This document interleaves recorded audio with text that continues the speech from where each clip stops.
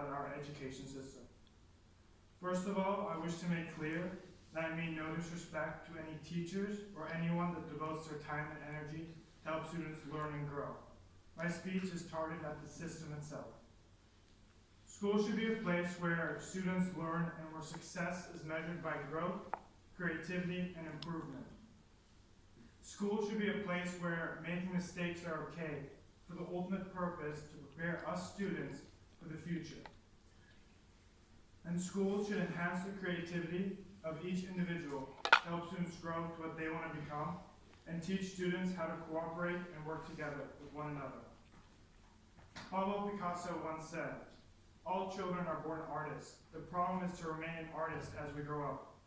In 2006, Sir Ken Robinson, a British author and international advisor on education, held a TED Talk which was viewed by millions on how schools kill creativity. The main way schools go about killing creativity is by punishing children for making mistakes, while failure is a prerequisite for learning and originality. In Robinson's words, being wrong is not the same as being creative. But if you're not prepared to be wrong, you will never come up with something original. Every teacher and every counselor tells us that it is important to make mistakes so we can learn from them.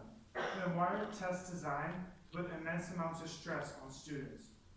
Sure, in some sense, tests or exams evaluate the student's knowledge on a subject, but a more accurate description is how well one is able to memorize.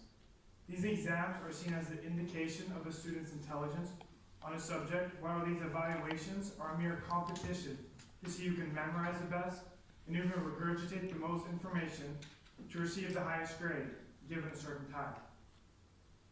Tests should evaluate how much you have learned, not how fast you remember it. This added time element increases test anxiety and should not be a factor in the student's evaluation of their knowledge.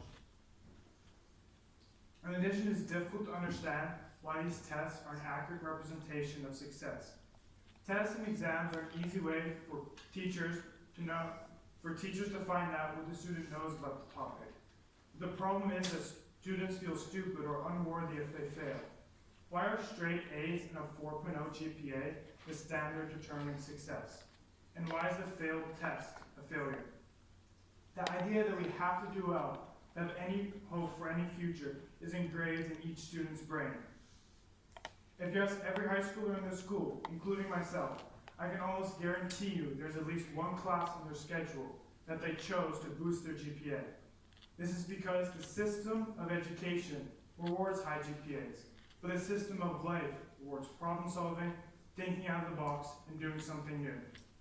You see, when you think of the most successful people on the planet, you think of Bill Gates, Mark Zuckerberg, Steve Jobs, and they broke out of the realm that the education system has made, or were successful because they thought in a way no test or school could ever teach them.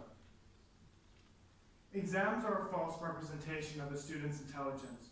It is shocking to think that the school system believes that cramming a year or two-year course in your brain and then taking an exam is beneficial for students. Exams create anxiety and many times make students feel unworthy or inferior. Because our perceived definition of intelligence is so closely linked with an ability to do well on exams, many intelligent people lose motivation. Robinson says a lot of highly talented, brilliant people think they are not, because what they're good at is not valued at school or actually stigmatized. Schools highlight the importance of math, sciences, or languages as vital aspects of our education, while arts or theater classes are sometimes seen as more trivial. Some people are born actors, painters, or dancers, but those opportunities are often squashed because it's not as realistic to make a living with those jobs. I'm not saying that math is not an important subject, but do we need 7.5 billion mathematicians? The arts and theater classes are discouraged in school, while in these classes we learn self-confidence, imagination, creative thinking, and communication skills. These classes are discouraged in school because it does not follow the core curriculum or it is too expensive to maintain a good arts program. Every year the IB releases statistics based off the most recent class. In 2018, there were 615,074 IB exams taken, and of that number, 27,842 were arts exams. That is only 4.5%. In today's society, the arts are not seen as realistic money makers for the ordinary person, so are often put off as less important subjects early on in education, which results in less popularity when reaching high school levels. Not only do schools falsely categorize important classes, or classes that should be at the core of our education, but schools approach education as a form of mass production, that students are to be shaped and fine-tuned to meet the various demands of life. You see, every student and every person around the globe is different. Each person has different strengths, different dreams, different needs. Then why do schools teach students, given that one size fits all? One teacher stands in front of 15 to 20 kids, telling them what to learn and what to think.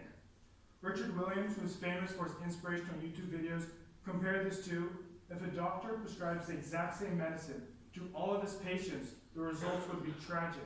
So many people would get sick. When it comes to school, this is exactly what happens, this educational malpractice. A few years ago, the UN made 17 sustainability goals for the world to achieve by 2030. Shouldn't we actively learn about this in school? Why isn't learning about gender equality, or peace and justice, or decent work part of our curriculum? Why can't the curriculum change to help students face the problems of now? The world around us is changing, and we are in desperate need for people that think creatively, innovatively, and have the ability to work together to make the world a better place, and it needs to start in schools. At an early age, we should be taught to cooperate and work together with one another to create something original. In school, there's too much competition to be the best, and students are too isolated from working together. Many times, working together is discouraged because we aren't creating original work, which is completely false, as when you work together, you're exposed to different ideas that you can learn from. What is knowledge and learning if you can't share? Take, for example, any business. Decisions aren't usually made off of one person's idea. The idea is discussed, rebutted, and sometimes scratched, but the ability to have that conversation and the ability to work together is so important. Having the ability to be self-aware, to be able to give and take critique, and have the skill set to work together in groups are such important skills that should be at the core of what we learn in school. Schools also need to truly understand the benefits of physical activity during the school day. Exercise is so crucial in helping students retain information and learn more effectively. Study after study proves that exercise in school is so important, regardless if you are in first grade or 12th grade. In 2017, an article was published by the American Heart Association detailing that physical education is mandatory 3 times a week throughout the whole school year in just over 15% of elementary schools, fewer than 9% of middle schools, and a mere 6% of high schools. Sitting in a chair for 90 minutes and then having a short break to go off the next 90-minute class without truly giving your brain a break is detrimental to students. As silly as this may sound, the brain needs exercise and the brain needs a break. Physical activity does not necessarily mean breaking a sweat, but it means to do some sort of physical activity to give yourself and your brain a break from school. Physical activity in school improves performances on tests, reduces the symptoms of ADHD, improves focus and cognition. But you may question how feasible this all really is. Take, for instance, the Finnish education system. Their core, their education system, revolves around collaboration and working creatively.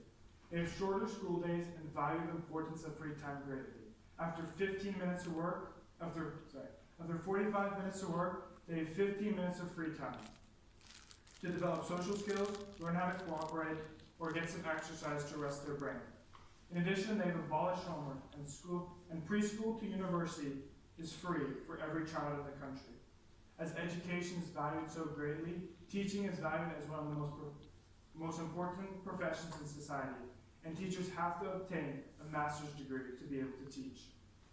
While education systems around the world fuel competition and are so closely linked to tremendous amounts of stress, Finland's approach is by nurturing students and teaching them how to cooperate and think creatively.